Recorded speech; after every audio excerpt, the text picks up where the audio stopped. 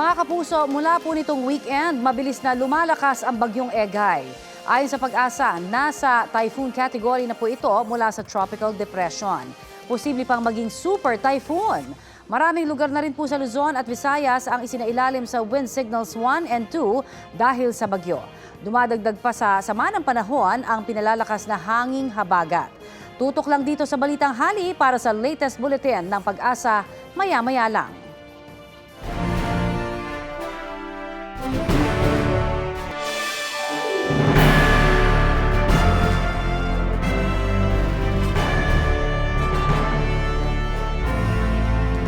Mga kapuso, nakabantay ang GMA Integrated News sa paghahanda at kilos protestang kaakibat ng ikalawang State of the Nation Address ni Pangulong Bongbong Marcos. Dito sa Batasang Pambansa, binuksan na rin ang sesyon para sa 19th Congress. Kaya maaga pa lang mahigpit na ang seguridad dito. Tulad naman nakaraang SONA, full force ng iba't ibang security services para mapaigting ang seguridad dito sa Batasang Pambansa. Bagamat nilimitahan ng makapasok sa mismong plenaryo, marami pa rin ang inaasahang dadalo ngayong taon kumpara sa mga nakaraang taon dahil wala ng COVID restriction maliban sa paghingi ng vaccination card. Bago makapasok sa Batasan Complex, dadaan ka sa mahigpit na inspeksyon ng Presidential Security Group. Sa ordinaryong araw, mga tauhan ng House Security ang nagmamando rito pero dahil ito ay SONA, PSG ang narito para siguruhing ligtas ang loob ng Batasan Complex.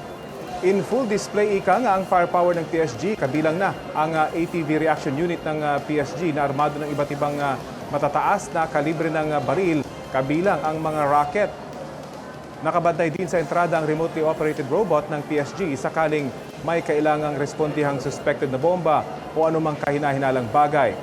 Matindi ang paglalatag ng seguridad sa SONA dahil sa pambihirang pagkakataon, nagsasama-sama ang halos lahat ng pinakamatatas na opisyal ng gobyerno at maging ng diplomatic corps sa iisang lugar.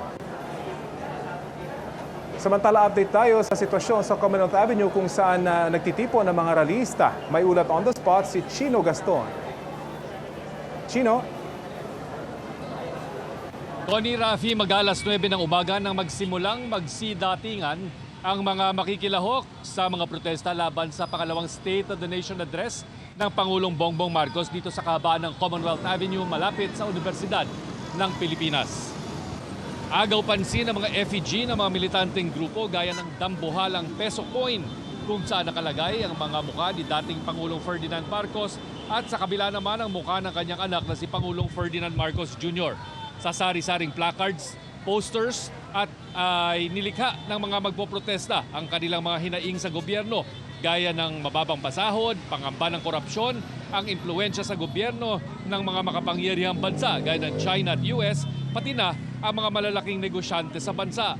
Kabilang din sa mga kalahok ang mga katutubong grupo na nagsusulong na mapansin ang karapatan ng mga indigenous people at ang pagpapatuloy ng Kaliwadam Project.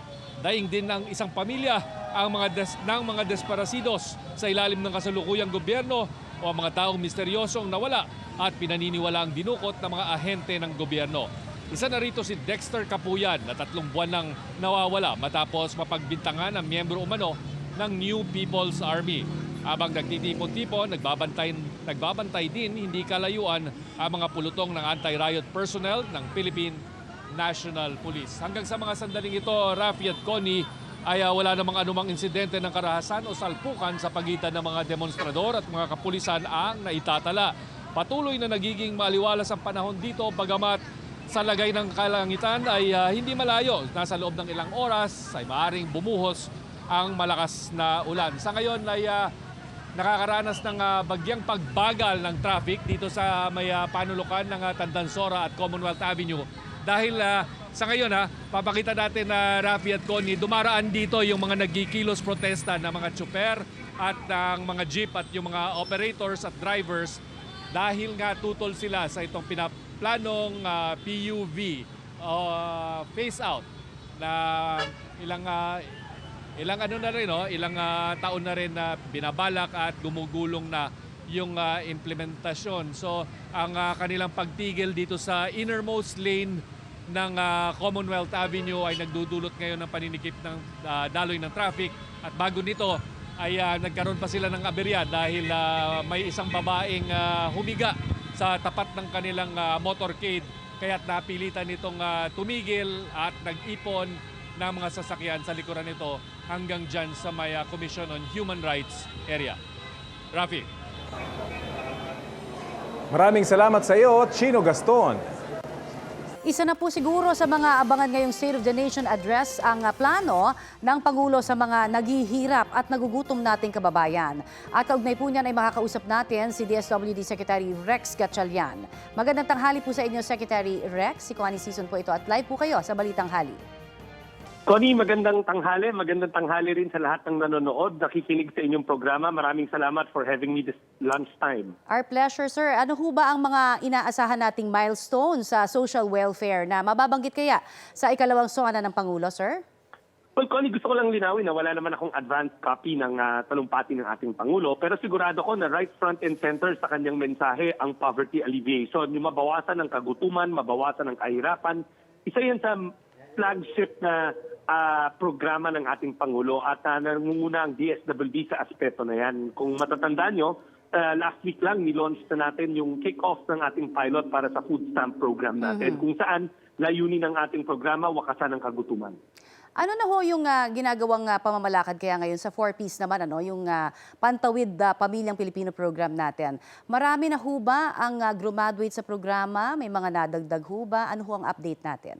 Well, tuloy-tuloy naman yung programa natin, di ba? Kung matatandaan nyo, ang 4Ps program, ang mandato niyan is to make sure na yung intergenerational poverty o yung kahirapang na isasalin mula isang henerasyon at papunta sa susunod na henerasyon, mabali natin. At bagamat maaga pa para sukatin ng tagumpay ng programa, may mga ekonomista na nagsasabi na dahil tumataas ang rate ng cohort survival rate o yung ibig sabihin yung mga bata na nanatili sa paaralan na mas matagal, at nakukuha din ng mga nabuntis at mga nagpapasuso na ina yung mga basic na mga health intervention, maganda yung nakikita nilang pangitain para sa 4P. Tuloy-tuloy naman tayo dyan. Meron talagang graduate like this year, around 500,000 ang nakatakdang lumisan sa programa. Pero siyempre alam rin natin na dahil sa COVID, may mga kababayan rin tayo na after the pandemic, medyo nahirapan sa buhay, kaya dinadagdag naman natin sila. Opo. All in all, ang target lagi niyan is 4.4 million Filipinos at sisiguraduhin natin na yung mga nangangailangan nating mga kababayan, tuloy-tuloy nating ipapasok sa programa habang may mga lumilikas sa programa. Yung digitalization po, naayos na ho ba? At yung mga listahan na dapat maayos din, yung mga hindi na ho dapat naroon, nagkaroon na rin ho ba ng update doon? Tuloy-tuloy ang ating paglilinis. Hindi naman yan one-time deal lang na pagtapos, pwede na natin sabing tapos na, no? Sa katunayan, bago ko dumating sa departamento, meron na silang revalidation at reassessment ng 4Ps na listahan na ginagawa. Tapos na yun, pero pinaulit pa ulit natin yun para masigurado natin na salang-sala talaga. Yes. Ibig sabihin, yung mga talagang dapat wala na sa programa, at yung mga dapat na nandun, dapat maipasok. So, kumbaga, this is the second round again of making sure na yung listahan natin malinis ng mabuti. Pero Connie, gusto ko lang i-point out na dahil sa Republic Act na nagtataguyod ng community-based monitoring system, huling pagkakataon na nagagamitin ang listahanan para sa programang 4P starting next year, CBMS na ayon sa batas at yan ay nasa pangangasiwa ng PSA at nasa pangunguna ng mga local government units natin. I see. Pero ibig sabihin, yung digitalization po, magiging tuloy pa rin ho ba para Those are two separate things. Digitalization and database management are two separate things. Yung digitalization, tuloy-tuloy, sa katunayan, isa sa mga prelude natin, kung makikitandaan nyo yung sa food stamps natin, hindi sa mano-mano, kung hindi na sa electronic transfer card siya. Yes. Pioneer yan, pilot project natin yan, para makita natin na hindi naman dapat manual ang pagbibigay ng tulong o ng ayuda, kundi pwedeng automated.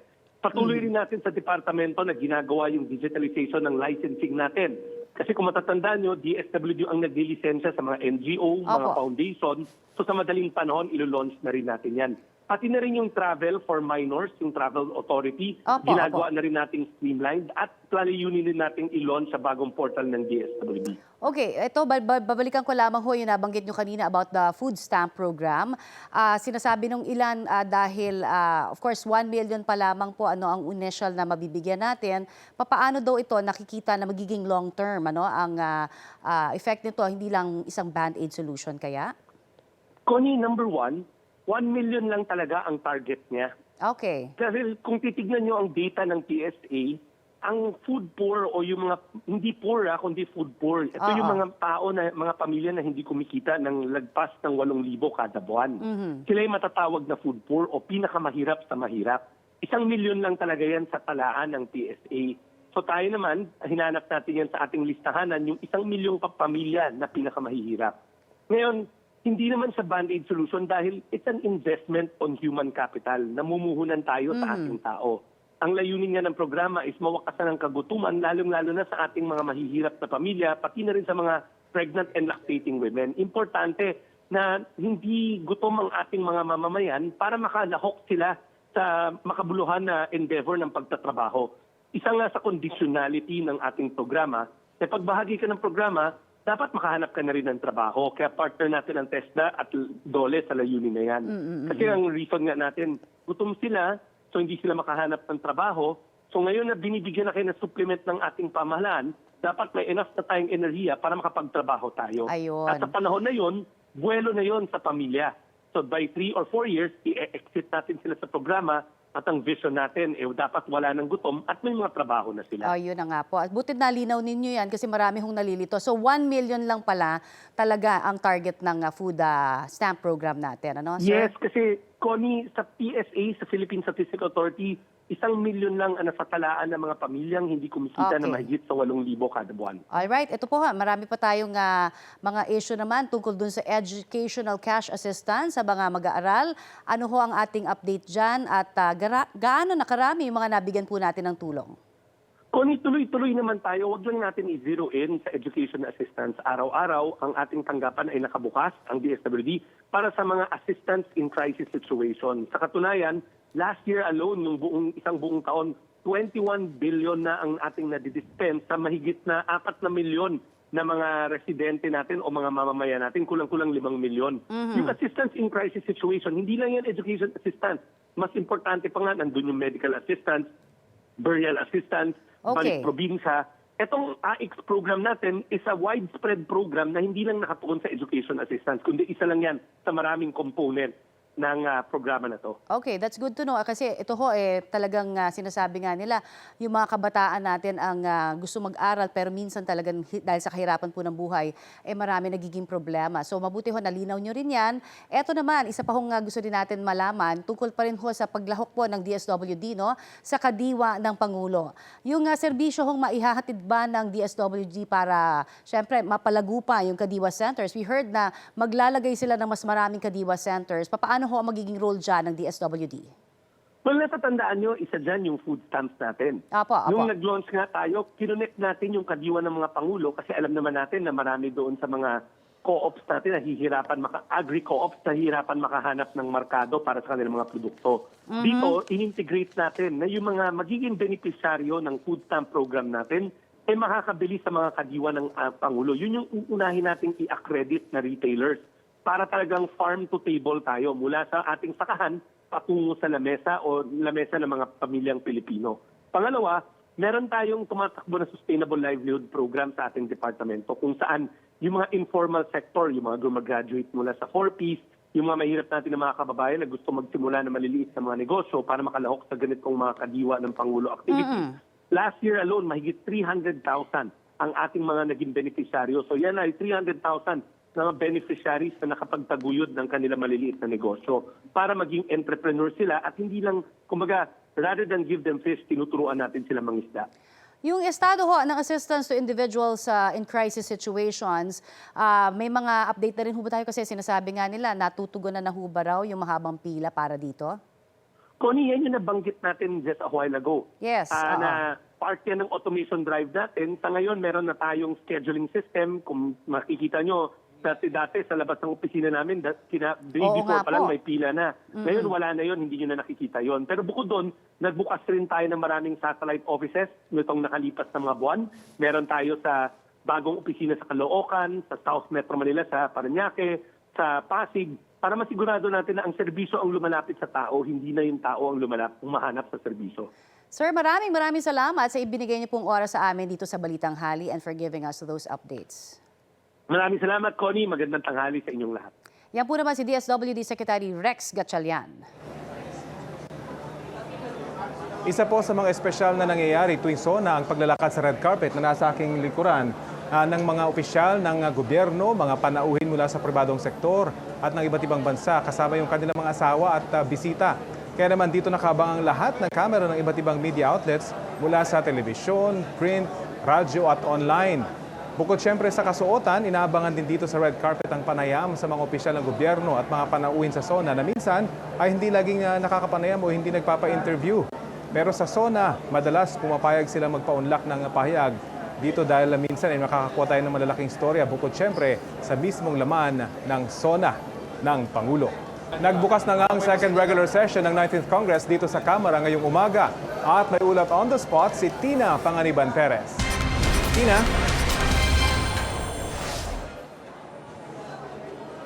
Rafi, isang bagong digital wall ang bumungad sa mga mababatas papasok ng session hall ng Kamara para sa pagbubukas ng second regular session ng 19th Congress kanina.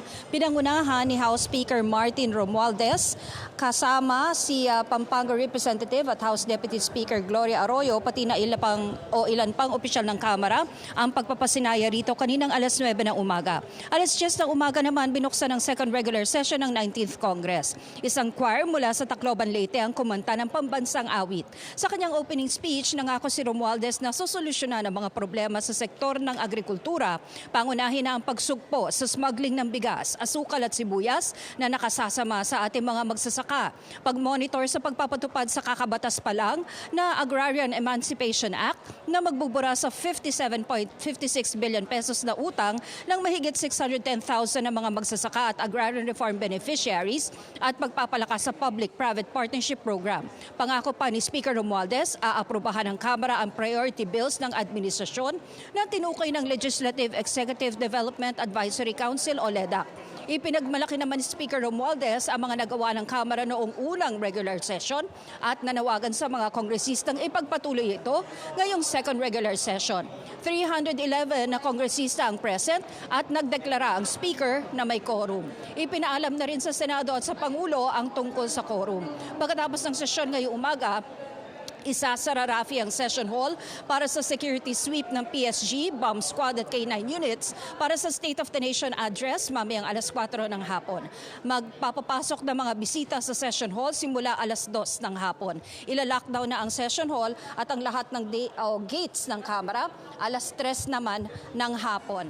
Rafi, dito sa likuran ko, nakasetup na rin sa labas ng session hall, dito sa main lobby, yung mga mesa at mga laptop na gagamitin para sa pagtanggap ng mga bisita mamaya. I-check kung nasa listahan ba sila at itatag sila ng PSG bago sila papasukin sa session hall. Ang pagtanggap sa Pangulo ay gagawin sa isang joint session naman ng Senado at Kamara mamaya. Rafi? Maraming salamat, Tina Panganiban Perez. Araw ng SONA, unang araw din po ng tigil pasada ng grupong Manibela at mga tsuper ng jeepney na tutol sa PUV modernization. May ulat on the spot si Joseph Morong. Joseph? Yes, Connie, unang araw nga ng 3 araw na ikinasang tigil pasada ng grupong Manibela at kaninang umaga, bandang alas 6 o pasado alas 6 ng umaga ay nagkaroon ng paghihirap o nahirapan yung ilan natin mga kababayan ng commuter na makahanap ng masasakyan tulad na lamang dito sa May Muñoz na nagulat sila na wala na yung dati nilang wala ng mga jeep yung sa sinasakyan nilang dating terminal. Kaya yung iba ay sumakay na lamang sa mga motorcycle taxi. Ayon sa mga driver na nakausap natin ay hindi sila pinabiyahe ng kanilang mga operator. May ilan naman na yung biyaheng papuntang Pantranco na pumasada dahil na-consolidate na raw sila at hindi nakansali sa tigil pasada. Gayunpaman, ayon sa driver na nakausap natin, kahit na-consolidate na sila, siya ay hindi siya sang-ayon pa rin sa pagpapalit ng mga unit ng mga jeep at pagsali sa kooperatiba at korporasyon. Nagsagawa naman ng kilos protesta ang grupong Manibela. Nagsimula ito or sila sa University of the Philippines at kadadaan-daan nga lamang nila dito sa may Commonwealth Avenue. Ang plano ng grupo ay pumunta pa sa Tandansora. Ito ay bilang pagkondena at pagkontra doon sa PUV modernization program katulad ng pagbubuo ng korporasyon. Ang nangyayari raw kasi may mga nakukonsolidate at nakukuhanan ng prangkisa ng hindi nila alam. Tutol din sila sa phase out o pagpapalit ng unit. Dagdag pa ni Manibela President Mar Valbuena, makikinig sila mamaya sa State of the Nation address ni Pangulong Bongbong Marcos at depende sa sasabihin ng Pangulo kung meron man, kung isasagad nila ng 3 araw ang kanilang tigil pasada na 3 araw nilang inanunsyo.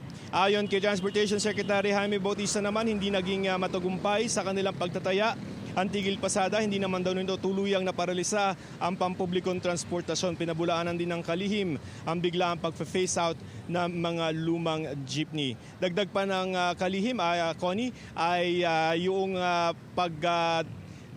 yung akusasyon ng grupo na nauunang magkaroon ng prangkisa o ruta yung mga politiko o kaya naman ay mga korporasyon ay hindi naman daw dapat nangyayari yan dahil yan naman daw ay may sinasala ng LTFRB. Connie? Maraming salamat, Joseph Morong. Abiso po sa mga motorista, may taas presyo muli sa produktong petrolyo. 1 peso and 35 centavos ang itataas sa kada litro ng gasolina ng Shell, Sea Oil at Clean Fuel. 45 centavos naman ang dagdag sa diesel. Parehong epektibo po yan bukas. May 35 centavos na taas singil din sa kada litro ng kerosene sa Shell at Sea Oil. Wala pang anunsyo ang iba pang oil companies. Bago pa man maramdaman ang inaasahang hagupit ng bagyong Egay, naghahanda na po ang mga otoridad sa Cagayan. May ulat on the spot si Jasmine Gabriel Galban ng GMA Regional TV 1 North Central Luzon. Jasmine?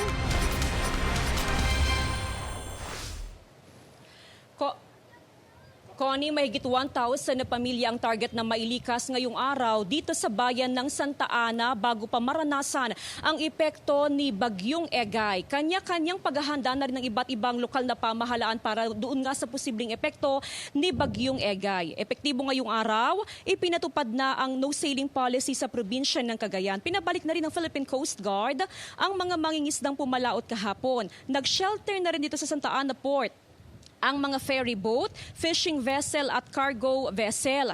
Pinag-iingat ang mga residente sa banta ng storm surge, flash floods at maging sa landslides. Nakahanda na ang mga food packs sa iba't ibang bayan. Nakadeploy na rin ang mga rescue personnel mula sa AFP, PNP at maging sa provincial government. Kung sa mga oras nga na ito ay banayad pa ang alon sa baybayin, pero ramdam na natin yung pabugso-bugsong hangin. Mamayang hapon, inaasahan na maranasan na ang malakas na buhos ng ulan dito sa probinsya ng Cagayan. Connie? Maraming salamat, Jasmine Gabriel Galban ng GMA Regional TV 1 North Central Luzon. May kilos protesta ring isinasagawa sa ilang probinsya ngayong sona ni Pangulong Bongbong Marcos. Kasama sa mga lumahok sa mga kilos protesta sa Maynila ang ilang grupo mula sa Calabarzon. Gusto raw nilang singilin ang Pangulo sa pangako niyang pababain sa 20 pesos ang presyo ng kada kilo ng bigas. May malawakang tigil pasada rin ang grupong Piston sa Calabarzon. Sa Baguio City, pinoprotesta ng mga grupo ang ilang programa ng gobyerno tulad ng jeepney modernization, Maharlika Investment Fund at pagtaas ng tuition ng mga estudyante kada taon. Sa ulat ng Super Radio Gensan, kasama sa mga isyong pinoprotesta ng ilang grupo sa lungsod, ang kakulangan ng trabaho sa bansa at mababang pasahod sa mga manggagawa. May kilos protesta rin ang iba't ibang grupo sa Cebu. May kilos protesta rin sa New York, sa Amerika at sa Hong Kong, kaugnay pa rin sa ikalawang sona ni Pangulong Bongbong Marcos. Sa harap ng Philippine Consulate General sa New York City, nagsagawa ng People's State of the Nation Address sa mga militanteng grupo. Hinaing nila ang estado ng ordinaryong Pilipino sa ilalim ng kasalukuyang administrasyon.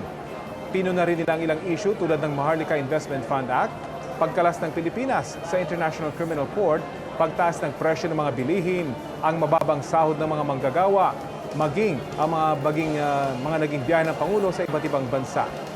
Sa State of the Migrants naman ng mga overseas Filipino workers sa Hong Kong, binigyan nila ng bagsak na grado ang Pangulo. Meron din silang 10 kahilingan, kabilang na ang pagbasura ng Overseas Employment Certificate, pagtaas ng budget sa mga sangay ng gobyerno na nagbibigay serbisyo sa mga OFW, pagbasura sa programang Labor Export. Nanawagan din sila na magkaroon ng trabaho sa Pilipinas para sa kanilang mga kaanak. Handa na rin pong magdaos ng programa bilang suporta kay Pangulong Marcos ang iba't ibang grupo. May ulat on the spot si Cedric Castillo. Cedric? Yes, Tony, para maiwasan daw yung pagsisikip ng daloy ng trapiko malapit dun sa mismong Batasan Complex. Gayun din daw para mas mapabilis at maging mas epektibo yung flow naman at logistics ng mga uniform personnel ay dito na lamang makalampas sa harapan ng Sandigan Bayan. Sa kahabaan pa rin ng Commonwealth Avenue, pinayagang magtayo ng entablado ang mga taga-suporta ni Pangulong Bongbong Marcos. Hindi katulad noong isang taon na malapit sa main gate ng Batasang Pambansa sila nakapwesto. Alas 12 ngayong tanghali nakatakdang magsimula itong programa ng grupo at ilang mga kilalang personalidad mula sa entertainment industry ang inaasahang magtatanghal. Samantala malapit sa stage ng pro-Marcos rallyists tulad sa iba't ibang lokasyon ng kahabaan ng Commonwealth Avenue ay bantay sarado rin ang mga tauhan ng PNP at MMDA. Halos kalahati ng kalsada ang nasasakop ng entablado pero dahil maliit pa lang naman yung volume ng mga sasakyan sa mga sandaling ito ay hindi naman problema ang daloy ng trapiko. Inaasahan naman na anong oras ngayon ay iikutin ng liderato ng Philippine National Police ang lugar para inspeksyonin ang deployment katulad sa lokasyon ng mga protesters kontra naman sa pamahalaan. Nauna nang sinabi ni PNP Chief Police General Benjamin Acorda Jr. na pairalin ng pulisya ang maximum tolerance ngayong araw ng SONA. At sa mga sandalang ito ay nagsisimula na nga itong concert na pinangungunahan ng mga musikero at yung kanilang mga taga-suporta o mga taga-suporta ni Pangulong Bongbong Marcos ay nagsimula na rin mag-assemble dito makalampas sa Sandigan Bayan sa Commonwealth Avenue. Connie? Maraming salamat, Cedric Castillo. Sa puntong ito, alamin na natin ang pinakasariwang balita tungkol sa pagbubukas ng sesyon sa Senado. May ulat on the spot si Mav Gonzalez. Mav? Rafi, nagbukas na ang second regular session ng Senado kaninang alas 10 ng umaga. Present ang 23 senador sa unang sesyon. On official leave naman si Senador Pia Cayetano na head ng delegasyon ng Philippine Women's Football Team sa FIFA World Cup sa New Zealand. Dumalo rin sina dating Senador Franklin Drilon at Kit Tatad, pati ang diplomatic corps sa pangunguna ni Papal Nuncio Most Reverend Charles John Brown. Inadopt ng Senado ang ilang resolusyon para sa pagbubukas ng second regular session at para sa pagtawag ng joint session ng Senado at Kamara para pakinggan ang mensahe ng Pangulo mamaya. Sa kanyang opening speech, ipinagmalaki ni Senate President Mig Zubiri ang mga nagawa ng Senado sa first regular session, gaya ng pagpasa ng anyay magagandang batas at pag-imbestiga sa masasamang gawain gaya ng korupsyon sa pulisya at mga isyu sa airport. 20 batas na prioridad ng administrasyon ang tinatarget ng Senado na maipasa ngayong taon. Kabilang daw rito ang Public-Private Partnership Act, pagbuo ng National Disease Prevention Management Authority, Internet Transactions Act, pagbabalik ng mandatory ROTC, Ease of Paying Taxes Act at National Government Right Sizing Act. Itutulak din daw ng Senado ang legislated across-the-board wage hike. Si Senador Robin Padilla naman, itutulak daw muli ang charter change. Inaasahan din daw ng Senado na maaga matatalakay ang panukalang 2024 national budget. Pagtitiyak naman ni Senate Majority Leader Joel Villanueva, walang pagpapalit sa liderato ng Senado. Samantala, ayon kay Presidential Sister Senador Amy Marcos, gusto ni dating First Lady Imelda Marcos na dumalo sa SONA. Pero kinukumbinsi daw nila na wag na dahil pinagbabawalan pa siya ng doktor. Marami raw kasing taong dadalo sa SONA. Pero ang tingin ng senadora, last minute pa magdedesisyon ng nanay nila kung dadalo talaga siya o hindi. Ayon naman kay Senador Bongo, hindi makakadalo si dating Pangulong Rodrigo Duterte sa SONA dahil napagod daw ito sa nagdaang biyahe sa China. Mula naman dito sa Senado ay dediretso na sa Batasang Pambansa ang mga senador para dumalo nga sa SONA ng Pangulo. Inaasahan daw nilang magbibigay ng malinaw na plano at report sa sitwasyon ng bansa ang Pangulo. Rafi?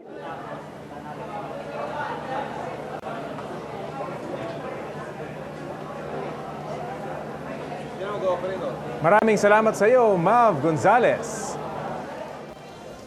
Update naman po tayo sa sitwasyon sa Camarines Sur kaugnay sa nararanasang epekto roon ng bagyong Egay. May ulat on the spot si Jessica Kalinog ng GMA Regional TV Balitang Bicolandia. Jessica? Connie, mayroong ding babala ng bagyo dito sa probinsya ng Camarines Sur na ngayon nga ay nakataas sa signal number 1. Sa probinsya naman ng Catanduanes ay pinagbabawal na ang paglalayag maging ang biyahe ng mga roro papunta at paalis sa dalawang pantalan ng probinsya. Ang 57 anyos na si Janet mula sa bayan ng Higmoto pabalik na sa kanyang trabaho sa Laguna. Kaya laking pasasalamat niyang nakadaong pa sa Tabaco Port kahapon ang sinakyang Roro mula San Andres Port sa Catanduanes. Ilang minuto lamang matapos itaas na ang storm signal sa probinsya. Si Leyna naman naiwan ang last trip ng Roro sa Tabaco Port papuntang Catanduanes. Mahigit 500 biyahero ang stranded ngayon sa Pantalan dahil sa kanseladong biyahe. Nagpatupad na rin ng suspension of government work maging ng klase sa lahat ng antas ang provincial government ng Catanduanes dahil sa sama ng panahon. Samantala, pabugso-bugso naman ang malakas na ulan na nararanasan kaninang umaga sa bayan ng Karamoan, Camarines Sur. Suspendido na rin ang klase sa lahat ng antas sa bayan.